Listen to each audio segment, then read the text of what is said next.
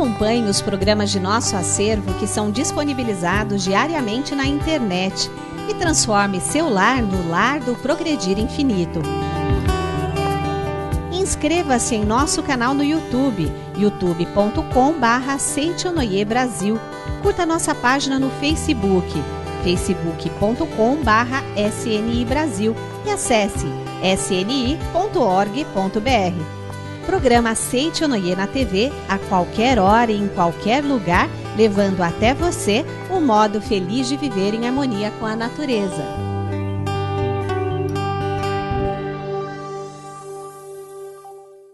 Olá! Feliz dia! Um dia abençoado para você e todos os seus familiares.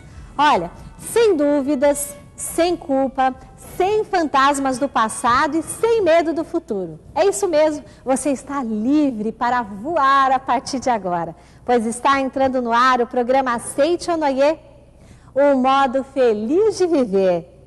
E nesse programa abençoado, gostaríamos de mandar um abraço muito grande para todos do Norte e Nordeste que acompanham o modo feliz de viver. Muito obrigado pela companhia, pelo carinho manifestado através de e-mails, telefonemas. A gente fica muito feliz, viu? E olha, hoje o preletor Enio Masaki Hari, o preletor Heitor Miyazaki, juntamente com o preletor Fernando Antônio Mendes Marques, olha só que bom, 3, põe na mesa um assunto chave para a felicidade. O pecado se extingue com o arrependimento. Seja você também um mantenedor do programa Seichonoye na TV. Acesse o site sni.org.br/SNITV ou pelos telefones 0800 770 2600 ou 0 prestadora 11 5074 4180 e transforme a sua vida e a de muitas pessoas através de sua doação. Muito obrigado. E atenção, todos aqueles que de vez em quando ainda se sentem assombrados por algum deslize que cometeu ou se ainda lhe pesa um pouco a consciência sobre algum acontecimento. O preletor Enio Masaki Hari, o preletor Heitor Miyazaki, juntamente com o preletor Fernando Antônio Mendes Marques, explicam e garantem: o pecado se extingue com o arrependimento. Confira.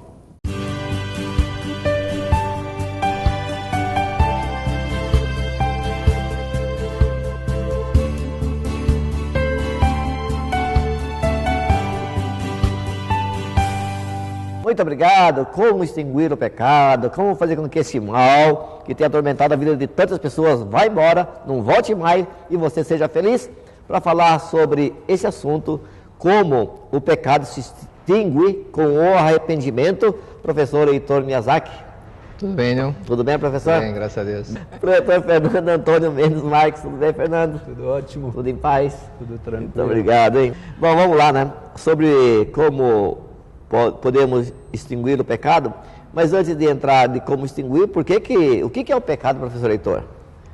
O pecado, segundo estudos do próprio Karl Mendes, que era o grande papa da psiquiatria moderna, ele escreveu até um livro, O Pecado de Nossa Época, e outro livro, O Homem contra Si Próprio.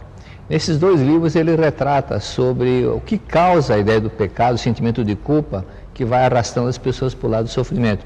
Então, a princípio, ele mencionou que ela foi criada, a palavra pecado foi criada para policiar o homem para estar dentro de uma moral. Só que essa palavra foi ficando cada vez mais arrogante, mais forte, porque o pessoal começou a associar com punição, inquisição, sofrimento, tortura, outras coisas mais. Por isso que essa palavra ficou muito forte no inconsciente da humanidade e o inconsciente desejo de pagar o pecado ficou registrado em toda a humanidade, né? Nas quantas encarnações que nós viemos ouvindo essas coisas, né? E esse é o fator negativo que nós temos que superar, transformá-lo em positivo, livrando-se desses pensamentos errados. Aqui no capítulo 13, né, do livro A Humanidade e a Essência do Pecado, exatamente sobre esse assunto, que é considerações sobre o arrependimento e o pecado se extingue com o arrependimento. Primeiro, professor, o que é esse arrependimento, né, professores? E por que uma coisa, por exemplo, o arrependimento acaba extinguindo o pecado? Porque a própria pessoa tem que reconhecer onde ela pecou. Porque muitas vezes a pessoa fica com uma forma tão arrogante, pensando, não, eu não fiz. Como aconteceu um fato que está no livro Verdade da Vida, uma pessoa levou um senhor, já um idoso, para conversar com o mestre, porque ele estava muito doente, esse idoso estava doente, e ele, para receber a orientação do mestre, ficar curado. Ele começou a contar que ele havia matado mais de 20 pessoas e que ele, para mostrar que ele era muito hábil na espada, numa ocasião que ele estava no outro país, falou para o amigo, quer ver aquele rapaz como eu sou hábil na espada, atravessou a rua, e um rapaz que estava andando na calçada, ele puxou a espada e golpeou essa pessoa, antes dele cair, ele já guardou a espada, e contando todas essas peripécias de ter matado 20 e poucas pessoas, e o mestre Masaru Taniguchi ficou quieto, e não falou nada. E no dia seguinte, essa pessoa que levou esse idoso para conversar com o mestre Masaru Taniguchi, falou, mas o senhor não falou nada para ele? Eu falei, não tinha o que falar. Mas por que, mestre? Ele está cada vez mais doente, cada vez se definhando mais.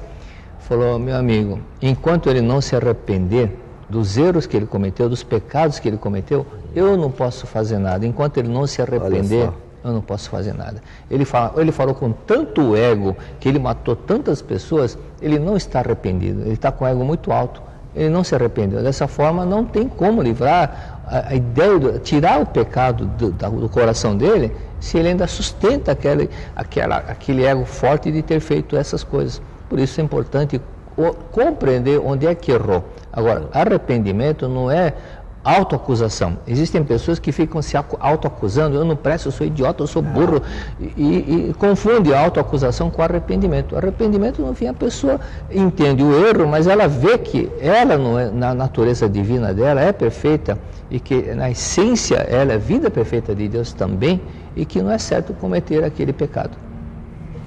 Fernando, na página 111, é exatamente isso que o professor está comentando. O pecado se extingue quando reconhecemos o erro. E parece que ninguém quer reconhecer que errou, né? Sempre é o outro que errou, né? Esse é um detalhe para que possamos reflexionar, né? Quando se fala de pecado e reconhecer erro, assim, se eu ajo de forma egoísta e acho que essa é a melhor maneira de agir, eu não me considero um pecador, eu não considero que estou agindo de uma forma errada.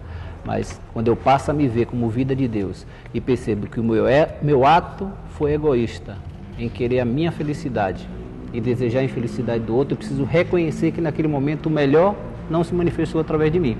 Se eu não reconheço, primeiro, eu não vou nem me sentir culpado em relação a estar agindo daquela forma. Então eu preciso reconhecer que existe um eu, que é muito melhor do que aquele que se manifestou daquela forma, para que aí sim eu possa me direcionar para a manifestação desse eu perfeito e aí eliminar esse sentimento de ter agido de forma egoísta no passado.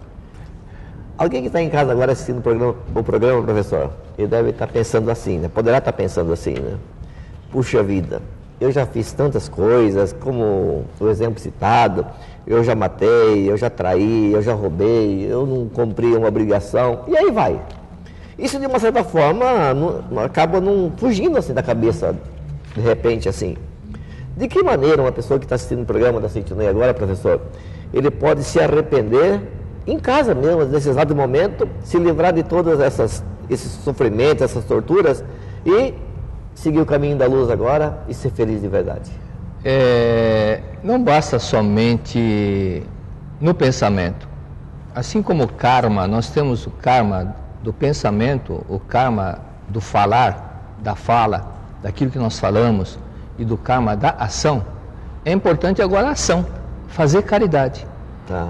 Porque se uma pessoa faz uma coisa que deixa outra pessoa magoada, ela fica com aquele sentimento apertado, o coração apertado, sofrendo, por que eu fui falar aquilo, não era para ter falado, a pessoa ficou chateada comigo.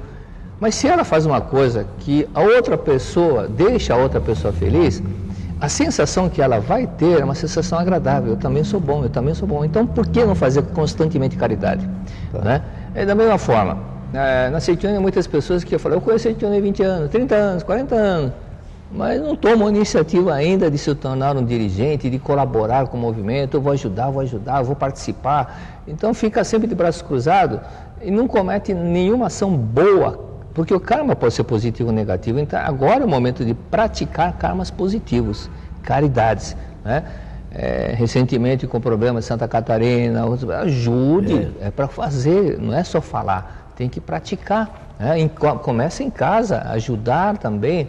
Às vezes a pessoa vê uma coisa no chão, não pega, começa a arrumar, ajuda a limpar, ajuda a lavar. É a ação de deixar o outro feliz que é fundamental. Isso normalmente, em sendo praticado, virá aquela autoestima da própria pessoa, começa a subir, elevar-se, porque ela começa a amar a si própria, porque ela ama as pessoas que fazem o bem. Como ela mesma está fazendo o bem, ela passa a amar a si própria. Fernando, pois não.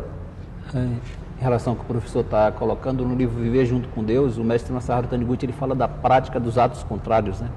Se você errou no passado, se entre aspas você pecou, agiu de uma forma não condizente com o seu Deus interior, e aí você está buscando eliminar esse sentimento do coração, é necessário que você pratique ações contrárias ao que foi feito no passado, porque você vai estar eliminando os karmas do passado.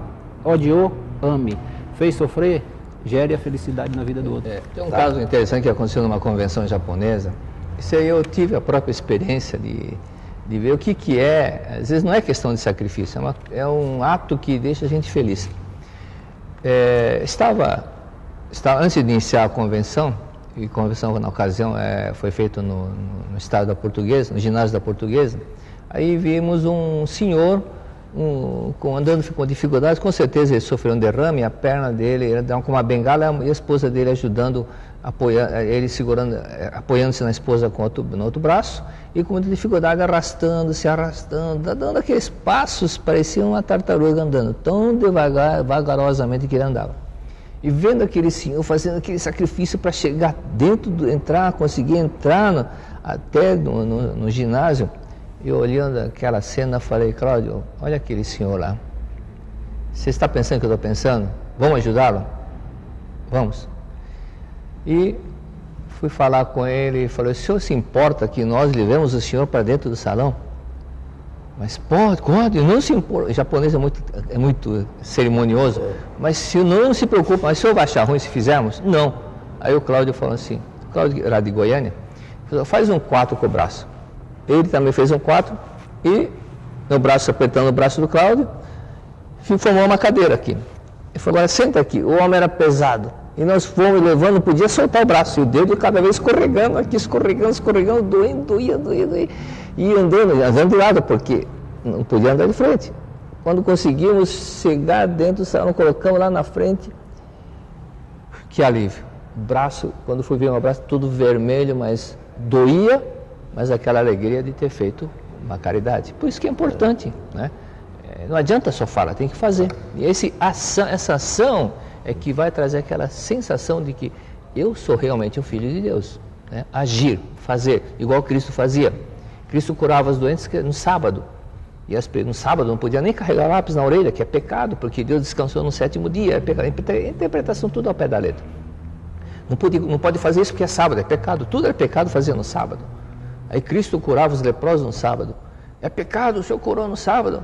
Ele falou: mas se um carneiro, um cordeiro, uma ovelha sua cair no poço no sábado, você vai deixar que esse animal morra no sábado? Morra afogado? Não. E os homens não têm valor também? Então tem que salvar no sábado também. Tá certo. Né? Só voltando um pouquinho, agora falamos um pouquinho sobre arrependimento do erro, né? E no caso de erros cometidos que aparentemente a gente não se lembra? É a partir do momento que... Olá, vamos ler, né? Vamos ler. A humanidade isenta de pecado, página 116. Os tesouros materiais, sejam eles bálsamo ou qualquer outro, por mais valiosos que sejam, são insignificantes quando comparados com a conscientização da verdade fundamental de que o homem é filho de Deus. Erramos no passado, ou eu posso ter errado no passado e desconheço o que errei no passado, mas a partir do momento que eu estou plenamente consciente de que eu sou vida de Deus e busco me tornar um sócio de Deus, no sentido de que Ele possa se manifestar em meus atos, pensamentos e palavras, eu não tenho mais como sofrer pelo que foi praticado no passado. Porque aquilo que eu fiz no passado, ele vai ser eliminado a partir do momento que eu passo a agir de forma contrária. Eu não preciso me preocupar, eu agi, ou eu não sei se errei ou não errei, mas se Deus está se manifestando em minha vida, a tendência natural é que, pela minha postura mental, as coisas boas venham na minha direção. Eu não preciso passar por dificuldades. Eu tenho um exemplo da coisa com meu avô, 1964, mais ou menos.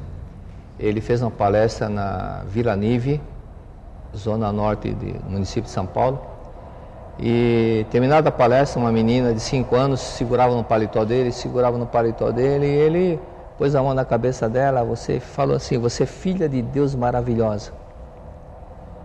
E na segunda-feira, dia seguinte, os pais foram até a sede central procurar meu avô, e os professores que atenderam disseram, ele não está na cidade, mas só com ele.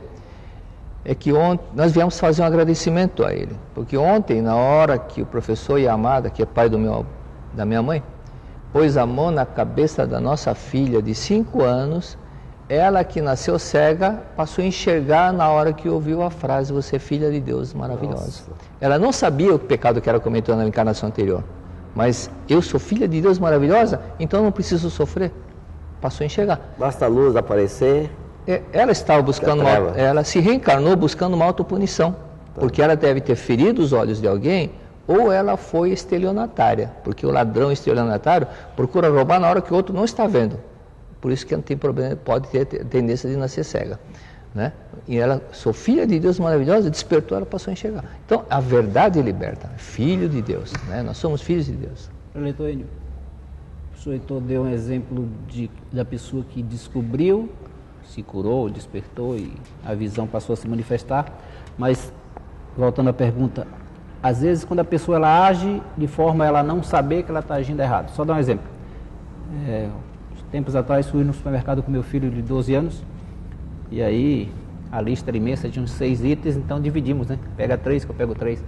E aí pedi para que ele fosse pegar pão, na fila do pão. E aí quando eu cheguei ele estava bem na fila e tinha um senhor atrás dele, ele foi para pegar o pão e o senhor começou a reclamar, né? E aí ele, 12 anos, quando ele saiu, ele chegou perto de mim e disse, ai pai, eu não entendi, eu estou na fila, aquele senhor estava reclamando. Só que o senhor não estava reclamando dele, estava reclamando de uma senhora que chegou com uma criança, andando, segurando na mão, e cortou a fila. E era justamente a hora que ele iria pegar o pão, o senhor.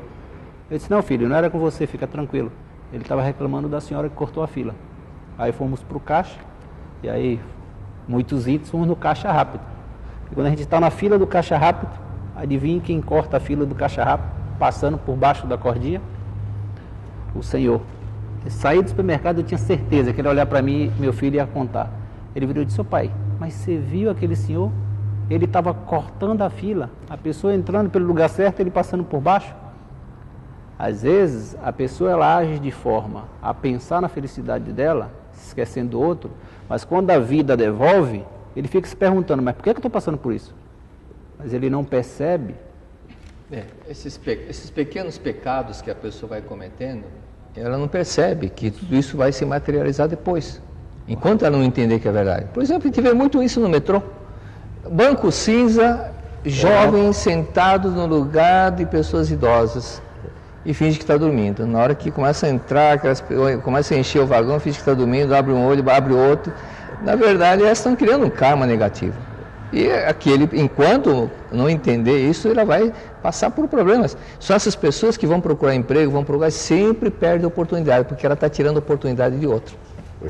Consequentemente. Rio Grande do Sul, recentemente tive oportunidade de estar na Academia Santa Tecla, e alguém virou para mim e disse, senhor Fernando, eu não entendo, eu fui roubado 2, 3 vezes recentemente, mas eu não tiro nada de ninguém, eu nunca roubei nada de ninguém, por que estão tirando as coisas de mim? Eu disse, mas pensa, será que você não está fazendo nada que está tirando algo dos outros? Ele disse, não, eu tenho certeza. Aí eu perguntei para ele, era um empresário, como é que é? Compromissos e horário. Aí ele olhou para mim e começou a rir, né? Ele virou e disse, não, aí é outra coisa, se marcar 9 eu vou chegar a 10, se marcar 10 eu vou chegar a 11, porque eu sou ruim de horário. Ele não percebe que no fundo... Está roubando o horário, está roubando o tempo do outro. Obrigado, professor Heitor Miyazaki. Obrigado, hein? Muito obrigado, professor Fernando Marques. Muito obrigado. Muito obrigado. Estivemos sob a tutela de anjos enquanto acompanhamos mais um programa Seitionoye, um modo feliz de viver. Estamos finalizando o programa de hoje, mas estamos perto de adentrar naquele momento sagrado do nosso programa, que é o momento de oração.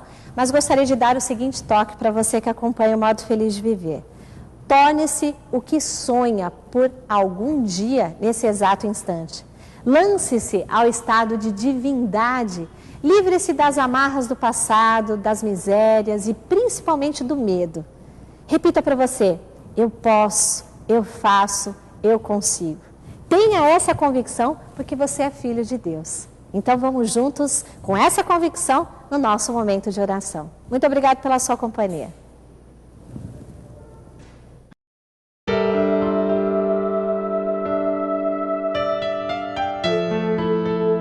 Oração para alcançar a plena liberdade. Deus revela seu amor e sua sabedoria em toda a parte e em todas as ocasiões. Mesmo nos momentos de dificuldade, devemos reconhecer o amor e a sabedoria de Deus do mesmo modo que os reconhecemos nos momentos em que desfrutamos suas dádivas. A natureza é regida pela inexorável lei de causa e efeito. Não é possível escapar dessa lei. A lei de causa e efeito é expressão da sabedoria de Deus. É a onipotência de Deus manifestada sob a forma de lei, para que possamos usufruir dela livremente. Se não houvesse essa lei, tudo e todos agiriam e se moveriam desordenadamente, sem nenhum controle, e teríamos de viver em constante insegurança e inquietação. Não seriam possíveis nem o desenvolvimento da ciência, nem uma vida estável.